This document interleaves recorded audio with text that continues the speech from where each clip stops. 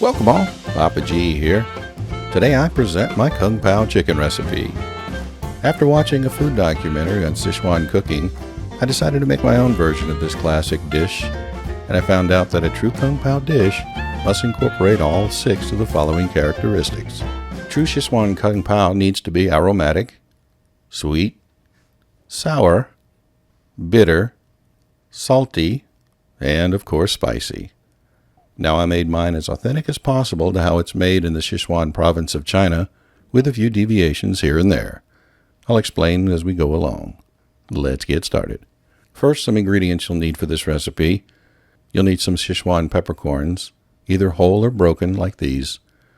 Now Sichuan pepper will create kind of a numbing effect and will keep you wanting more.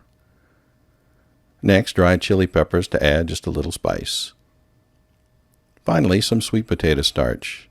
Now I know some of you doing keto or just watching your insulin levels may think you can't have this, but unlike cornstarch, which is made from grains, this is a root starch and is considered a resistant starch, which, according to some research, will not spike your insulin levels. Keto Connect did a video about this that goes into this a little deeper. I'll leave a link in the description below for that information if you want their take on it. Now, even if your Sichuan peppercorns are roughly broken like mine, you want to crush them up a bit. If you don't have a mortar and pestle, just use a plastic bag and a kitchen hammer or rolling pin. We'll prep the dried chilies by cutting off the top and removing the seeds. If you want your dish spicier, just add some of the dried seeds to the dish when we add the chilies. Next, chop 3 green onion stalks by quartering and then cutting them into 1-inch slices. Reserve some of the tops for the garnish later. Trim about 1-inch skin off of a ginger root and run it over a zester or grater.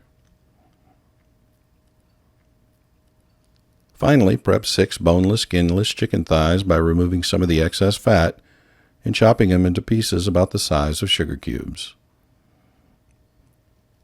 Add some sweet potato starch to a mixing bowl, some soy sauce, and a bit of water.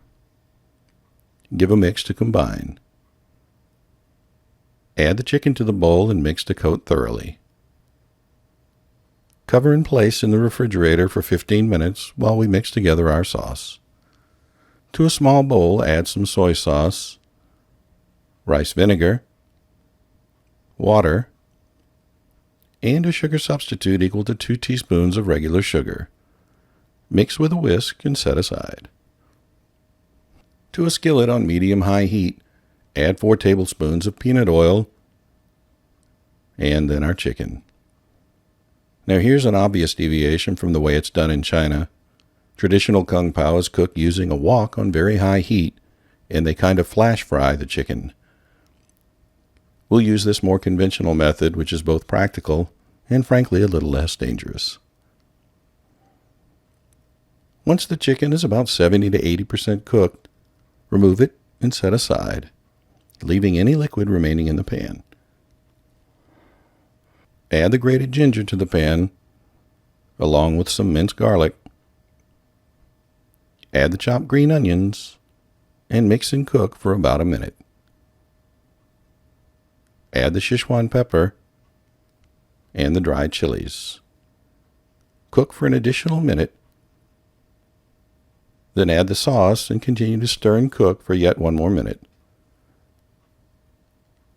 Stir in the chicken, and now add some dry roasted peanuts. Continue to stir and cook until most of the moisture has reduced and thickened, about 2 to 5 minutes. Serve hot, garnish with some green onion tops, and enjoy. There you have it, folks, my Kung Pao chicken recipe. Who says low carb means sacrificing awesome flavor?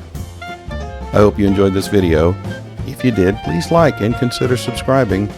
Thanks for watching, and I'll see you next time.